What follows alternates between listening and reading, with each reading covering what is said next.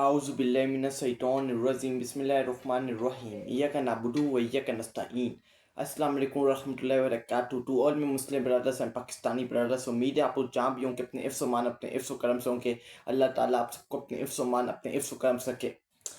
मेरे पाकिस्तानियों, कल मैंने आपको इमरान खान के बयानात बताए, जो इमरान खान ने बयानात बताए थे। फिर हमने पेट्रोल की प्राइसेस के ऊपर डिस्कशन की, गरीब अवाम के ऊपर डिस्कशन की, इस फॉर्म 47 की हुकूमत के ऊपर डिस्कशन की। कल हमने बात की, इमरान खान के बयानात को हमने तफसीली आपके साथ डिस्कस किया और बाकी बयानात को भी हमने तफसीली डिस्कस किया।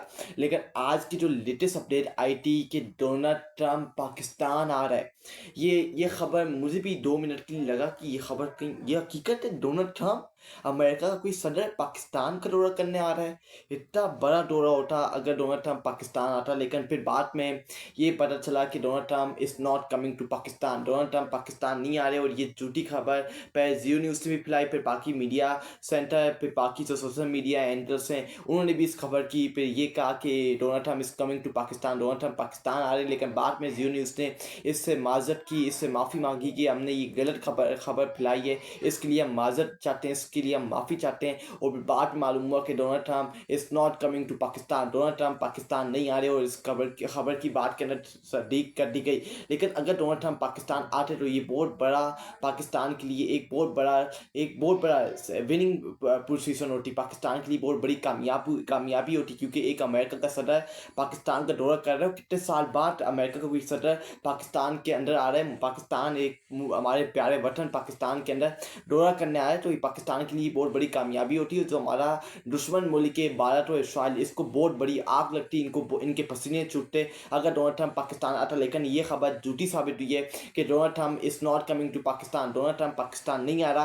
पहले जियो न्यूज़ ने ये कहा था कि पक्का डोनाल्ड ट्रंप पाकिस्तान आ रहे हैं सितंबर 18 सितंबर, ये डेट जियो न्यूज़ से फैलाई थी। लेकिन फिर बाद में सोशल मीडिया ने भी ये जियो न्यूज़ को देख के ये खबर फैलाई। लेकिन बाद में जियो न्यूज़ ने इसकी ये कहा कि हमसे गलती हुई है, हम आपसे माफ़ी चाहते हैं, Donald Trump is not coming to Pakistan. पहले ये कहा गया था। अमेरिकी सदर डोनाल्ड ट्रंप 18 सितंबर को पाकिस्तान के दौरे पर इस्लामाबाद आएंगे, ये खबर जियो न्यूज़ ने दी थी कि 18 अमेरिका के सदर हैं डोनाल्ड ट्रंप 18 सितंबर को पाकिस्तान दौरे पर इस्लामाबाद आएंगे। उसके बाद उन्होंने ये कहा कि अदारा खैर सदीक शुदा खबर देने पर माजर खवा हैं। फिर उन्होंने हेडलाइन के नीचे ये चलाया कि हम आपसे माजर करते हैं कि हमने आपको खबर माजर करते हैं, हमने आपको गलत खबर आप तक पहुंचाई है। ये जियो न्यूज़ ने आगे से ये कहा है। तो Donald Trump is not coming to Pakistan, ये अपने जहन से निकाल दें कि डोनाल्ड ट्रंप पाकिस्तान नहीं आ रहे। ये सब कुछ झूठ था, फॉल्स था कि डोनाल्ड ट्रंप पाकिस्तान आएंगे और पाकिस्तान आके वो हमारे मुल्क को देखेंगे।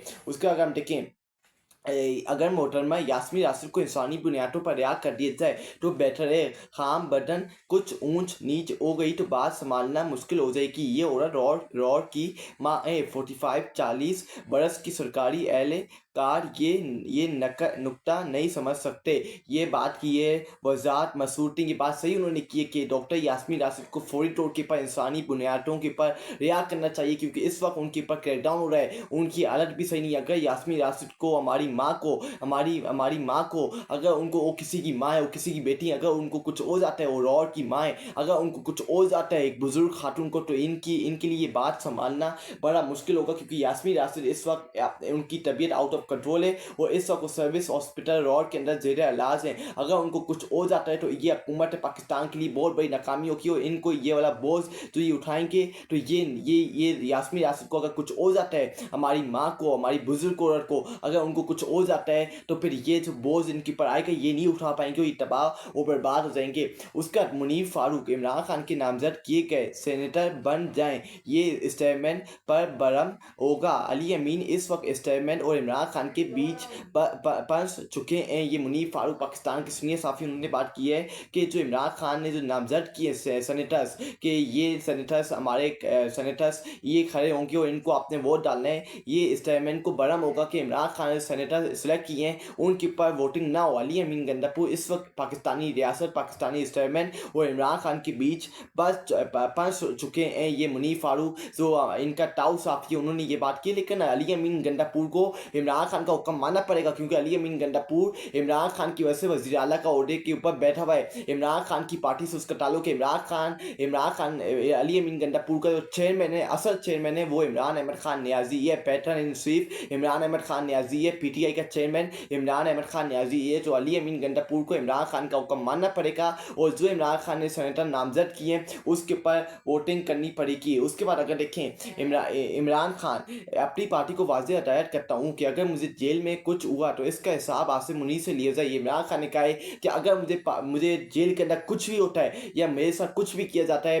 तो मैं अपनी पार्टी और अपने वर्कर्स को ये कहता हूँ कि आपने इसका हिसाब किताब पाकिस्तान के army chief field marshal Syed Asim Munir से लेना है। ये इमरान खान ने हुक्म दिया है। उसका केपी में सेनेट की सीटों पर पीटीआई और अपोजिशन के दरमियान इत्तेफाक हो गया, जिसके तहत तहरीक इंसाफ को 6 और अपोजिशन एहतियात को 5 सीटें दी जाएंगी। ये हुकूमत है, केपी की हुकूमत और जो अपोजिशन की जमातें हैं सेनेट के अंदर, उनका इत्तेफाक हो गया और 5 सीटें इनको अपोजिशन की जमातों को दी जाएंगी और 6 सीटें पाकिस्तान तहरीक इंसाफ को सेनेट के अंदर दी जाएंगी। इनके बीच के अंदर इत्तेफाक के राय हो गया है। उसका अगर हम देखें, चाचा जी ने इंटरव्यू दिया, चाचा साजिद ने एक इंटरव्यू के अंदर क्या बात की है, अक्सर दिल का गुबार उठाए, अगले की तकलीफ को समझना चाहिए, जबान खलक को नकारा खुदा समझो, आपके सामने मुतमईन बैठा हूँ, लोग एंजॉय कर रहे हैं, करने दें, जिसने कुछ किया वो डर उसे उठाए। ये चाचा साजिद का एक और उन्होंने इंटरव्यू दिया है। रिहा होने के बाद, रिहाई हासिल करने के बाद उन्होंने इंटरव्यू दिया है। उन्होंने कहा है कि मैं अक को सर्च के ऊपर खड़ा हूँ। जब बंदा अक को सर्च के ऊपर खड़ा होता है तो उसको किसी चीज़ से खौफ नहीं होता, और मैंने कोई गुनाह कोई गलती नहीं की, मुझे किसी चीज़ का पछतावा नहीं है। मैंने अक को सर्च के ऊपर अवाम की नुमाइंदगी की और अपनी नुमाइंदगी की, और मैं ये करता रहूँगा। ज़बान खलक को नकारा खुदा समझो, एक सामने मुतमईन बैठा हूँ, आपके सामने मैं मुतमईन बैठा हूँ, मुझे किसी चीज़ का डर और खौफ नहीं। चाचा साजिद ने रिहाई हासिल करने के बाद ये बात की है, लोग एंजॉय कर रहे हैं तो करने दें, जिसने कुछ किया वो डर उसे उठाइए। ये चाचा साजिद का उन्होंने इंटरव्यू किया है। उसके बाद हम देखें, अदनान आदिल कहते हैं पाकिस्तान एक ज़राई मुल्क है, लेकिन हम गंदुम डालें, चीनी खाते का तेल, रुई, कपास बैरून मुल्क से दरामद कर रहे हैं, हमें इस हाल पर किसने पहुँचाया। ये अदनान आदिल पाकिस्तान के साफ़ी ने बात की। अदनान आदिल ने कि हम आज पाकिस्तान किस हालत पे खड़ा है और पाकिस्तान को इस हालत पे पहुँचाने वाला कौन जिम्मेदार है, कौन इसके पीछे, हमें आगे बताया जाए। लेकिन हमें कोई नहीं बताया जा रहा कि पाकिस्तान को यहाँ तक पहुँचाने वाला उसका किसका हाथ है, कि पाकिस्तान को यहाँ तक किससे पहुँचाया है। सबसे बड़ी बात ये, इन्होंने पाकिस्तान को तबाह बर्बाद करके रख दिए, पाकिस्तान को इन्होंने बंद गली के अंदर डाल के रख दिए, तबाही करके रख दी, बर्बादी पाकिस्तान की निकाल दी है। उसके बाद ये हुकूमत, पीडीएम हुकूमत का एक सियासतदान जो बैठा हुआ है, क्या बात करता है जब पेट्रोल महंगा होता है, ये बंदा क्या बात करता है। अगर हम देखें, जो इन्होंने बात की है वज़ीर आज़म के जो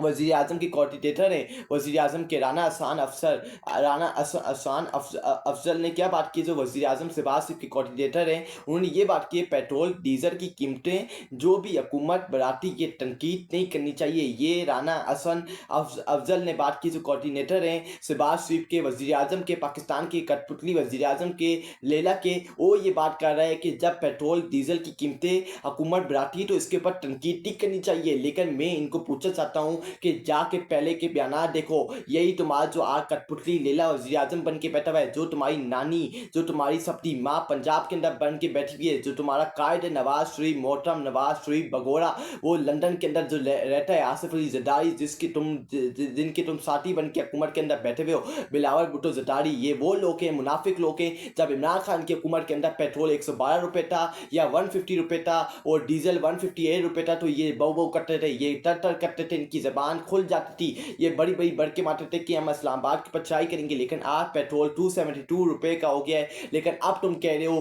कि अगर पेट्रोल डीजल की कीमतें हुकूमत बढ़ाती है तो आपको तनकीद नहीं करनी चाहिए। अब ये बात कर रहा है जो कोऑर्डिनेटर है वज़ीर आज़म कठपुतली शहबाज शरीफ का राना अहसान अफजल, ये बात कर रहा है, तो क्यों नहीं करनी चाहिए। जब तुम करते थे तो ये अवाम बेवकूफ़ है, ये अवाम चुनती है, ये अवाम क्या, तुमने इस अवाम को पागल समझा हुआ है, इस अवाम को कुत्ता समझा हुआ है कि ये तुम्हारे आगे गोश्त डालने के आगे से ये चुप कर जाएगी, मुंह के ऊपर ताला लगा के बैठ जाएगी। तुम्हारी सबसे बड़ी गलतफहमी और ये तुम्हारी सबसे बड़ी भूल है। हम बोलेंगे ये हमारा मुल्क है और हम बार बार बोलेंगे जो हमारे मुल्क के साथ गलत करेगा, जो हमारे मुल्क के ऊपर जुल्म ज़बर करेगा, गरीब आवाम के ऊपर जुल्म ज़बर करेगा, हम बोलेंगे हमें किसी चीज़ का खौफ नहीं है। हमारा ईमान है ला इलाहा इल्लल्लाह मुहम्मद रसूलुल्लाह and we are not afraid of anyone. अगर आपने पकड़ना है हमारी ज़बान बंद करने करके देख लें, लेकिन हम जब भी बोलेंगे हम किसी यजीद फ़िरौन के सामने झुकने वाले नहीं हैं, क्योंकि ये हमारा मुल्क है। This is our country and we will speak louder than the last time. हम ज़्यादा तेज़ बोलेंगे, ज़्यादा ऊंचा बोलेंगे लास्ट टाइम से। हम बोलेंगे, बार बार बोलेंगे, क्योंकि दिस इज़ आवर मुल्क, ये हमारा मुल्क है। और अपने मुल्क के आइनी हकूक़ के लिए हम बोलते रहेंगे, आवाज़ बुलंद करते रहेंगे। जो हमारे मुल्क को मजाक बना के डस्टबिन की टोकरी में फेंकते रहेगा, हम उसके खिलाफ बोलेंगे और उसकी आंखों में आंखें डाल के बात करेंगे।